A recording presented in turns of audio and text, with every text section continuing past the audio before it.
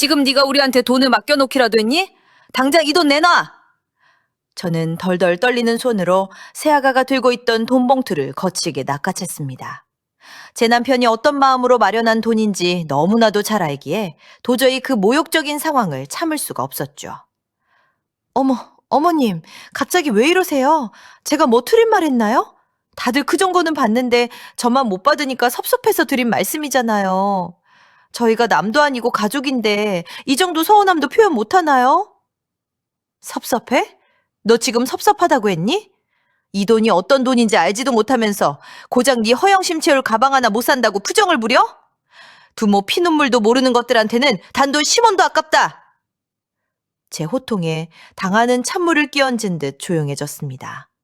평생 제 목소리 한 번 크게 낸 적 없던 저였기에 그 충격은 더 컸을 겁니다. 남편은 그저 고개를 푹 숙인 채 아무 말도 하지 못하고 서 있었고 철없는 아들 내외는 저의 갑작스러운 분노에 어리둥절한 표정이었죠. 그날의 기막히고 억장 무너지는 일은 저희 부부가 새아가의 산후조리원에 방문하면서부터 시작되었습니다. 사실 저희 아들 내외는 결혼하고 나서 꽤 오랫동안 아이가 생기지 않아 마음고생을 참 많이 했습니다. 병원도 여기저기 다니고 전국에서 용하다는 한의원은 다 찾아다니며 갖은 애를 썼죠. 부모된 도리로 그 모습이 어찌나 안쓰럽던지 저도 틈만 나면 절에 가서 불공을 들이고 좋다는 약재를 구해다 다려 먹이곤 했네요. 저와 남편은 행여나 아이들에게 스트레스나 부담이 될까봐 명절이나 가족 모임 때도 아이의 아자도 꺼내지 않았습니다. 친척들이 눈치 없이 물어볼 때면 저희가 먼저 나서서 요새 젊은 애들 다 늦게 낳는다며 방패막이가 되어주며 묵묵히 기다려주었죠. 그러다 마침내 새아가가 임신을 했다는 소식을 전해왔을 때 저희 부부는 정말 세상을 다 가진 것처럼 기뻤답니다. 특히 제 남편은 첫 손주, 그것도 아들을 본다는 생각에 매일 밤잠에 설칠 정도로 설레어 했습니다. 길을 걷다가도 어린아이만 보면 한바구음을 지었고 아기 신발을 구경하느라 시간 가는 줄 몰랐죠. 하지만 그 커다란 기쁨 이면에는 감히 밖으로 꺼내지 못할 현실적인 근심도 무겁게 자리 잡고 있었습니다. 남편이 평생을 바쳐 땀 흘려 일궈온 작은 식당이 최근 들어 급격히 기울기 시작했거든요. 한때는 동네에서 맛집으로 소문나 발디딜 틈도 없었는데 지독한 경기 침체에 무서운 물가 상승까지 겹치면서 손님은 반토막이 나버렸습니다. 식자재 값은 천정부지로 솟는데 가격을 올리면 그나마 오던 손님마저 끊길까봐 전전긍긍하는 나날이었죠. 결국 가게 월세조차 몇 달째 밀려있는 아주 암담하고 답답한 상황이었습니다. 장사를 마치고 돌아온 늦은 밤마다 식탁에 홀로 앉아 영수증을 모아놓고 깊은 한숨을 쉬는 남편의 굽은 뒷모습을 볼 때면 제 가슴도 까맣게 타들어가는 것 같았죠. 평생 가족을 위해 헌신한 사람인데 노년에 이런 시련을 겪는 것이 너무 가엾고 미안했습니다. 그래도 남편은 첫 손주가 태어나면 시아버지로서 번듯하게 봉투 하나는 쥐어줘야 한다며 텅 빈 지갑을 틈만 나면 열어보곤 했습니다. 그러던 중 출산하기 며칠 전이었습니다. 시장에 다녀온다고 외출하고 돌아온 남편이 옷을 갈아입는데 평소와 달리 손목이 너무 허전한 것을 발견하고 저는 깜짝 놀라 물어보았죠. 여보, 당신 손목에 시계 어디 갔어요? 오늘 아침에 나갈 때까지만 해도 소중하게 닦아서 차고 나갔잖아요. 혹시 길에서 소매치기라도 당한 거예요? 아니면 화장실에서 씻다가 잃어버렸어요? 아, 그거? 그냥 아는 사람한테 잠시 맡겨뒀어. 안전한 곳에 있으니까 당신은 신경 쓰지 마. 금방 다시 찾아올 거야. 남편은 말끝을 흐리고 얼버무리며 제 시선을 다급하게 피했습니다. 눈도 마주치지 못하는 남편의 어색한 행동에 저는 가슴이 털렁 내려앉았죠. 그 시계는 단순한 물건이 아니었기 때문입니다. 남편이 젊은 시절 빚보증을 잘못 써서 첫 사업을 시원하게 말아먹고 절망할 때 시아버님께서 쌈짓돈과 함께 물려주신 아주 오래된 낡은 금시계였거든요. 남편에게 그 시계는 돌아가신 아버님과의 눈물겨운 추억이자 다시 일어서게 만든 부적이며 자신의 마지막 남은 자존심과도 같은 물건이었습니다. 아무리 형편이 어렵고 밥은 굶어도 그 시계만큼은 매일 아침 수건으로 광인하게 닦아서 차고 다니던 사람이었죠. 저는 덜컥 불길한 예감이 들어 남편의 팔을 붙잡고 끈질기게 추궁했습니다. 결국 남편은 저의 눈물 어린 재촉에 멋쩍은 쓴웃음을 지으며 무거운 사실을 털어놓았습니다. 우리 예쁜 첫손주가 태어나는데 명색이 할아버지가 돼서 빈손으로 덜렁덜렁 갈 순 없잖아. 가게 사정은 안 좋고 이리저리 궁리해봐도 돈 나올 구멍은 없어서 그냥 역전 전당포에 잠시 맡기고 200만 원 받아왔어. 나중에 우리 장사 잘 돼서 여유 생기면 그때 다시 찾아오면 되니까 너무 걱정하지 마, 응? 그 덤덤한 말을 듣는 순간 저는 정말 억장이 무너져 내리는 것 같았습니다. 누구보다 자존심 강하고 꼿꼿한 양반이 며느리 기죽이고 싶지 않다는 그 마음 하나로 평생 자기 몸처럼 아끼던 분신가토를 다시 전당포에 넘기다니요. 저는 눈물이 왈칵 쏟아질 것 같아 입술을 꽉 깨물고 애써 고개를 돌려야만 했습니다. 눈물을 보이면 남편의 마음이 더 무거워질까봐 꾹 참았죠. 남편은 꼬깃꼬깃한 현금 200만 원을 문구점에서 사온 예쁜 꽃무늬 봉투에 정성스레 담으며 세상을 다 가진 듯 흐뭇하고 따뜻한 미소를 지었습니다. 그리고 드디어 건강한 아들을 출산했다는 연락이 왔습니다. 저희 부부는 당장이라도 달려가고 싶은 마음을 꾹 누르고 산모가 조금 회복될 때까지 기다렸다가 설레는 마음을 안고 한달음에 산후조리원으로 달려갔죠. 조리원 방에 조심스럽게 들어서자마자 투명하고 작은 요람 안에서 천사처럼 곤히 잠든 아기가 보였습니다. 핏덩이 같은 그 작은 생명체를 보는 순간 온갖 시름이 다 녹아내리는 기분이었죠. 남편은 벅찬 가슴을 주체하지 못하고 떨리는 손으로 요람을 어루만지며 아이에게서 눈을 떼지 못했답니다. 아이고, 우리 장손. 어쩜 이렇게 제 어미를 쏙 빼닮아서 이목구비가 아주 뚜렷하고 반듯하게 예쁠까. 새아가 그동안 10달 동안 무거운 몸 이끌고 정말 고생 많았다. 네가 우리 집에 이렇게 큰 기쁨을 안겨주다니 정말 고맙고 또 고맙구나. 아버지, 아주 애가 다르시겠어요. 눈에서 꿀이 뚝뚝 떨어지시네. 저 어릴 때는 그렇게 다정하게 안 쳐다보셨으면서 손주가 그렇게 예쁘세요. 어머, 얘 좀 봐. 네가 질투할 게 따로 있지. 핏덩이한테 질투를 하니? 넌 다 큰 애비가 주책이다.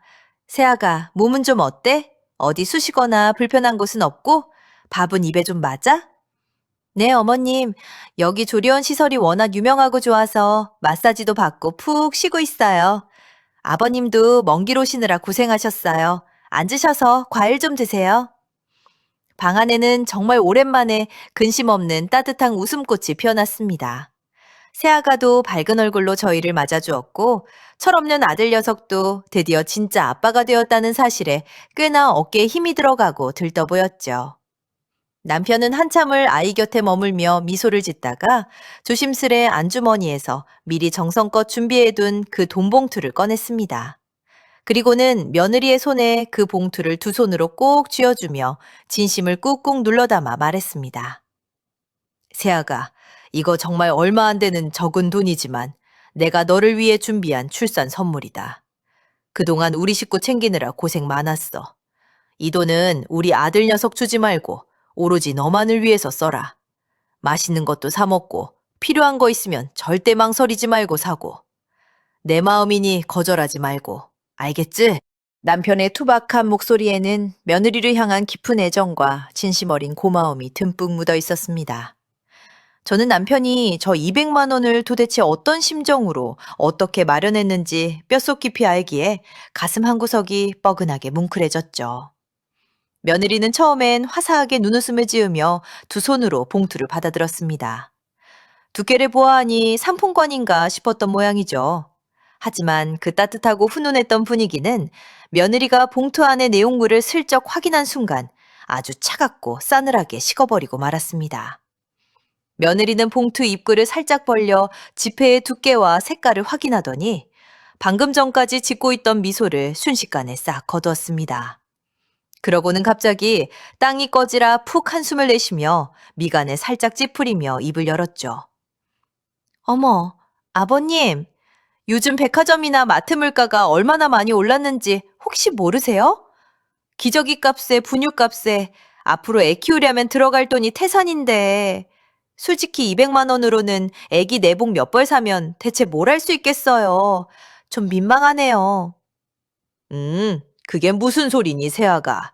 나는 네가 고생했으니까 애기 용품 말고 오롯이 너 자신을 위해서 맛있는 거 사 먹고 기분 전환하라고 준 건데. 많이 부족하니? 아유, 아버님도 참. 평소에는 전화하실 때마다 그렇게 귀한 데를 이을 아들 타령을 하시더니 제가 진짜로 떡두꺼비 같은 장손을 낳아드렸는데 고작 200만 원은 솔직히 조금 서운하네요. 제 친구들 보니까 다른 집들은 아들 낳으면 고생했다고 남편 차도 싹 바꿔주고 집 평수도 넓혀준다던데 저희는 그런 건 바라지도 않지만 이건 너무 얇잖아요. 며느리의 붉은 입술에서 필터 없이 튀어나온 말은 제 귀를 의심하게 만들 정도로 황당하고 기가 막혔습니다. 시아버지가 건넨 선물에 고마워하기는커녕 액수가 적다며 대놓고 불평을 쏟아내는 그 오만하고 뻔뻔한 태도에 저는 숨이 턱 막히는 것 같았죠. 평소에도 은근히 명품 브랜드나 남들 사는 것을 밝히고 비교하기를 좋아하는 철없는 아이라는 건 알았지만 시아버지가 정성껏 준비한 선물 앞에서 저런 식으로 노골적으로 나올 줄은 정말 꿈에도 몰랐습니다. 남편은 며느리의 반응에 너무 당황한 기색이 역력해 그저 어쩔 줄 모르고 멍하니 서 있을 뿐이었습니다. 그런데 그때 중간에서 중재를 해야 할 눈치 없는 아들 녀석이 오히려 제 아내의 편을 들며 얄밉게 거들고 나서는 게 아니겠습니까? 에이, 맞아요, 아버지. 요즘 출산하면 시댁에서 기본으로 500만 원은 넘게 쏴주신다던데 아버지는 너무 옛날 물가만 생각하셨나 봐요. 우리 와이프가 친구들 단톡방에서 인증샷도 못 올리고 얼마나 기가 죽었는지 아세요? 혹시 저희 섭섭하지 않게 아버지 지갑에서 조금 더 보태주실 수는 없으세요? 네? 아들의 철없는 소리에 저는 억장이 와르르 무너져 내렸습니다. 부모가 밖에서 얼마나 뼈 빠지게 힘들게 돈을 버는지, 지금 식당 사정이 얼마나 최악인지 뻔히 다 알고 있으면서도 자기 아내의 얄팍한 허영심을 채워주려 늙은 부모의 등골을 빼먹으려는 그 모습이 너무나 괘씸하고 원망스러웠죠. 남편은 씁쓸하고 처연한 표정으로 며느리의 싸늘한 눈치를 슬금슬금 살피며 기어들어가는 목소리로 애써 변명하듯 말했습니다. 미안하다, 세아가. 요즘 식당에 손님이 통 없어서 장사가 너무 안 되다 보니 애비인 내가 능력이 부족해서 이것밖에 준비하지 못했구나. 나중에 사정이 나아져서 장사 잘 되면 그때 꼭 넉넉하게 더 챙겨주마. 오늘 일은 너무 서운하게 생각하지 말아다오. 미안하다. 아버님도 참 장사가 안 돼서 힘드신 건 아버님 식당 사정이시고요. 저희 집안에 하나밖에 없는 며느리 첫 출산인데 조금 무리를 해서라도 시댁 체면은 반듯하게 세워주셔야죠. 다른 산모들이 시부모님이 이것밖에 안 줬냐고 비웃을까봐 부끄러워서 말도 못하겠어요. 며느리는 남편의 진심 어린 사과와 자책에도 아랑곳하지 않고 얄미운 눈웃음을 흘리며 비아냥거렸습니다.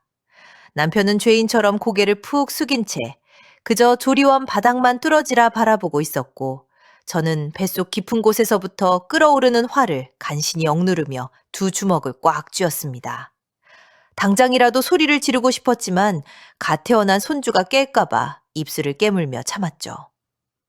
하지만 며느리의 선을 넘는 행동은 거기서 끝이 아니었습니다. 며느리는 갑자기 침대 옆 탁자에 올려져 있던 태블릿 PC를 꺼내더니 화면을 터치해 사진 한 장을 띄우고는 남편의 눈앞에 바짝 들이밀었습니다. 아버님, 이것 좀 자세히 보세요. 제 조리원 동기들은 이번에 아들 낳은 기념으로 남편이나 시댁에서 다들 이 유명한 명품 가방을 선물로 받았더라고요. 저 빼고 다들 이거 하나씩 어깨에 메고 조리원 복도를 당당하게 걸어 다니는데 빈손인 제 기분이 과연 어떻겠어요. 저만 버려진 기분이고 너무 우울하다고요. 며느리가 들이민 화면 속에는 저같이 늙은 사람도 이름만 대면 알만한 비싼 외국 명품 브랜드의 가방 사진이 큼지막하게 띄워져 있었습니다. 가격표를 슬쩍 보니 좋기 1,000만 원은 훌쩍 넘어가는 저희 형편으로는 상상조차 할 수 없는 금액이었죠. 솔직히 아버님이 방금 주신 200만 원으로는 이 가방 가족 손잡이 하나 살까 말까 한 금액이에요. 턱도 없이 부족하잖아요. 저도 다른 엄마들처럼 기 좀 펴고 떵떵거리며 살게 해주셔야 하는 거 아니에요? 며느리 기죽이는 시댁이라고 소문나면 아버님도 안 좋으시잖아요. 아버지, 들어보니 우리 와이프 말이 다 맞아요. 자기 배 갈라서 애 낳느라 고생했는데 남들 다 받는 거 못 받아서 기죽게 놔둘 수는 없잖아요. 아버지, 저번에 보니까 신용카드 한도 넉넉하시던데 모자란 금액은 아버지 카드로 오늘 시원하게 한 번만 쫙 긁어주시면 안 돼요? 제가 나중에 진짜 장사 잘 될 때 천천히 이자 쳐서 다 갚아드릴게요. 이 기가 막히고 코가 막히는 상황에 제 눈빛은 매섭게 변해갔습니다. 1,000만 원이 넘는 사치스러운 가방을 사달라며 너무나도 당당하게 시아버지의 신용카드를 요구하는 아들 내외의 작태에 온몸이 부들부들 떨렸죠. 남편이 방금 건넨 저 200만 원, 밀린 월세 때문에 건물 주인에게 매일 죄인처럼 고개를 숙이면서도 평생을 보물처럼 간직해온 돌아가신 아버님의 유품인 금시계를 전당포에 넘기고 마련한 피 같은 돈이었습니다. 어떻게든 자식 기죽이지 않겠다고 자신의 마지막 남은 자존심마저 팔아치운 남편의 그 눈물겨운 내리사랑이 고작 허영심에 미쳐버린 며느리의 명품 가방 계약금 취급을 받고 있다는 사실에 제 이성의 끈은 완전히 끊어져 버리고 말았습니다. 지금 네가 우리한테 돈을 맡겨놓기라 되니? 당장 이 돈 내놔! 저는 더 이상 참지 못하고 분노를 터뜨리며 병실이 떠나가라 소리를 질렀습니다. 그리고는 며느리의 손에 들려있던 그 돈봉투를 사정없이 획 낚아채어 제 품에 넣었죠. 어머, 어머님, 갑자기 소리는 왜 지르시고 살은 무한하게 왜 이러세요? 제가 뭐 틀린 말 했나요? 다들 그 정도는 축하금으로 받는데 저만 못 받으니까 억울하고 속상해서 드린 말씀이잖아요. 솔직히 시부모님이 능력이 안 되시면 며느리 서운하다는 투정 정도는 그냥 들어주실 수 있는 거 아닌가요? 능력이 안 돼? 그래, 네 말 맞다나 우리 늙은이들 능력 쥐뿔도 안 된다. 그런데 굴러들어온 네가 대체 뭔데 내 평생의 반려자인 남편을 함부로 깎아내려? 이 봉투 안에 든 돈이 어떤 돈인지 네가 감히 알기나 해? 이 안에 담긴 시아버지의 피 끓는 정성스러운 마음은 안중에도 없고 고작 남들 다 드는 가방 쪼가리 하나 못 산다고 투정을 부려? 며느리는 제 서슬퍼런 호통에도 전혀 반성하는 기색 없이 오히려 입술을 삐죽거리며 뾰로통한 표정으로 저를 위아래로 흘겨보았습니다. 저는 그 가증스러운 얼굴을 향해 남편이 저 몰래 무덤까지 숨겨가려 했던 그 슬픈 진실을 가차없이 폭포수처럼 쏟아냈습니다. 우리 식당 월세 밀린 지가 언젠지 네가 알기나 하냐? 매일 장사가 안 돼서 하루에 국밥 한 끼 제대로 맘 편히 못 사 먹는 네 늙은 시아버지가 며느리 고생했는데 빈손으로 얼굴 볼 수 없다고 평생 손목에 차고 다니던 자기 할아버지 금식에 전당포에 잡히고 울면서 마련한 돈이다. 피와 살점을 떼어내든 마련한 귀한 돈을 니깟 얄팍한 허영심 채우는데 함부로 쓸 줄 아냐? 제 피토하는 맺힌말에 며느리의 눈동자가 그제야 심하게 흔들리며 당황한 기색을 보였습니다. 남편 역시 제가 시계의 행방을 이미 알고 있었다는 사실에 충격을 받은 듯 슬픈 얼굴로 저를 바라보았죠. 저는 잔뜩 기가 죽어 어깨를 늘어뜨리고 있는 가엾은 남편의 거친 손을 두 손으로 꽉 잡고는 꿀먹은 벙어리가 되어 와이프 눈치만 보고 있는 한심한 아들 녀석을 향해 고개를 획 돌렸습니다. 넌 네 차보다 더 나쁜 천하의 불효자식이다. 늙고 병든 부모가 밖에서 뼈가 부서지도록 피눈물을 흘리며 일하는 거 뻔히 다 알고 있으면서 네 마누라 기 살려주겠다고 부모 등골을 잔인하게 빼먹어? 네가 그러고도 사람 새끼니? 부모의 희생을 그저 당연한 권리처럼 여기는 짐승만도 못한 놈한테는 내 피 같은 돈, 단돈 한 푼도도 줄 수 없다. 어머니, 그게 대체 무슨 말씀이세요? 시계를 왜 전당포에 맡기셔요? 저한테 미리 귀뜸이라도 말씀을 하시지. 그리고 우리 와이프가 출산하고 예민해서 헛소리한 거니까 어머니가 어른으로서 한 번만 넓은 아량으로 참으세요. 네? 좋은 날 왜 이렇게 분위기를 망치세요? 참아? 내가 대체 왜 너희들 쓰레기 같은 행동을 참아야 하니?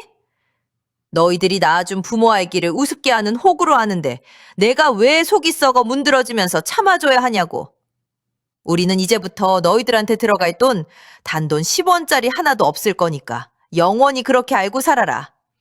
네 마누라 그 빌어먹을 비싼 가방은 네가 밤낮으로 막노동을 해서라도 사주든가. 너희들끼리 알아서 해. 저는 매몰차고 단호하게 쏘아붙이고는 멍하니 얼어붙어 서 있는 남편의 팔을 강하게 이끌었습니다. 더 이상 이 숨막히는 공간에서 은혜를 원수로 갚는 뻔뻔한 저들의 얼굴을 단 1초도 마주하고 싶지 않았거든요. 여보, 당장 나가요. 저런 배은망덕한 것들 상종하며 쳐다볼 시간도 아까우니까 당장 문 열고 나가요. 저 요람에 누워있는 우리 손주는 쳐다만 봐도 눈물 나게 예쁘지만 저런 인성 터진 부모 밑에서 앞으로 대체 뭘 보고 배우며 자랄지 벌써부터 눈앞이 아주 캄캄하네요. 여보, 진정해. 그래도 애가 방금 태어나서 산모 몸도 안 좋은데 너무 매몰차게 그러지 마. 내가 돈 못 버는 무능력한 애비라 이런 꼴을 당하는 걸 대체 누굴 탓하겠어. 다 내 업보지. 당신은 제발 그 입 좀 꼭 다물어요. 대체 당신 능력이 뭐가 부족해? 평생 쉬는 날 없이 뼈 빠지게 주방에서 일해서 남부럽지 않게 대학 다 보내고 번듯하게 장가까지 보내놨더니 부모를 현금 인출기로 하는 저런 것들한테 무슨 대단한 능력을 더 보여줘요. 가요 당장. 뒤도 돌아보지 말고. 남편은 발걸음이 떨어지지 않는지 요람 쪽을 보며 주춤거렸지만 저는 억지로 남편의 팔을 끌고 병실의 문에 박차고 나섰습니다. 뒤에서 아들이 다급한 목소리로 애타게 부르는 소리가 복도에 울려 퍼졌지만 저는 단 한 번도 뒤돌아보지 않았습니다. 얄팍한 탐욕과 허영심에 눈이 멀어 늙은 부모님의 거룩한 진심을 짓밟아버린 아들 내외는 제가 봉투를 들고 나가버리자 그제야 사태의 심각성을 깨닫고 텅 빈 병실에 덩그러니 남겨져 얼어붙었죠. 병원 회전문을 빠져나오자 차가운 겨울바람이 뺨을 스쳤지만 제 답답했던 가슴속은 10년 묵은 채증이 내려가듯 시원하게 뻥 뚫린 듯 했습니다. 저희 부부는 집으로 돌아오는 길에 곧장 남편이 말했던 역전 앞 낡은 전당포에 들러 남편의 금시계를 다시 찾았습니다. 며느리의 손에 쥐어주려던 그 200만 원을 전당포 주인에게 고스란히 돌려주고 이자를 얹어준 뒤 먼지 묻은 시계를 되찾아 남편의 주름진 손목에 제가 직접 채워주었죠. 남편은 멋쩍은 듯 헛기침을 했지만 그의 눈시울이 붉게 물들어 있는 것을 저는 분명히 보았습니다. 그 시계가 다시 남편 손목에 돌아오자 제 마음도 한결 편안해졌습니다. 참으로 독하게 마음먹은 그날 이후 저희 부부는 아들 내외와의 모든 연락을 차단하고 경제적인 지원을 완벽하게 끊어버렸습니다. 명절에도 오지 말라고 엄포를 놓았죠. 대신 저희는 남편의 식당 살리기에 모든 열정과 시간을 쏟아부었습니다. 제가 직접 주방에 나서서 요즘 젊은 사람들의 입맛에 맞게 메뉴를 리뉴얼하고 배달 앱에도 등록하는 등 대대적인 변화를 꾀했습니다. 처음에는 고생스러웠지만 평생을 바친 정성을 다한 음식은 결국 손님들의 입맛을 다시 사로잡는 데 성공했습니다. 정성스러운 리뷰가 달리면서 입소문이 났고 덕분에 밀렸던 월세도 모두 갚고 통장에 제법 여유 자금이 두둑하게 쌓이기 시작했죠. 저희 부부는 그동안 자식들 뒷바라지하느라 쏟아부었던 아까운 돈과 정성을 이제는 오롯이 저희 두 사람의 행복을 위해 쓰기 시작했습니다. 반면 저희와 연을 끊다시피 한 아들 내외의 삶은 아주 처참한 지경이었습니다. 시댁에서 툭하면 받아쓰던 든든한 지원이 싹 끊기자 당장 매달 나가는 생활비에 큰 구멍이 나기 시작한 거죠. 면인공린, 며느리가 그토록 원하던 1,000만 원짜리 명품 가방은커녕 매일 갈아치워야 하는 아이 기저귀 값과 분유값도 감당하지 못해 쩔쩔매는 우스운 신세가 되었습니다. 전해들은 바로는 며느리는 조리원 동기들의 사진을 보며 매일같이 남편의 무능함을 원망하며 바가지를 긁어댔고 아들 녀석은 퇴근한 후 대리운전에 택배 상하차까지 뛰며 과로로 코피를 쏟아야만 했습니다. 결국 쏟아지는 카드비제 압박을 참다 못한 아들이 몇 번이나 저희 식당 마감 시간에 초췌한 몰골로 찾아와 차가운 바닥에 무릎을 꿇고 눈물로 싹싹 빌며 용서를 구했습니다. 어머니, 아버지, 저희가 그때는 정말 미쳤었나 봐요. 제가 정말 죽을 죄를 지었고 잘못했습니다. 와이프도 그때 일 매일 밤마다 울면서 뼈저리게 후회하고 있어요. 당장 애 분유값이 없어서 신용카드를 이리저리 돌려막고 있다고요. 저희 신용불량자 되게 생겼어요.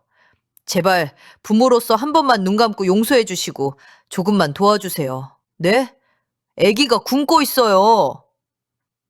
치, 네 꼬라지가 이게 대체 뭐냐?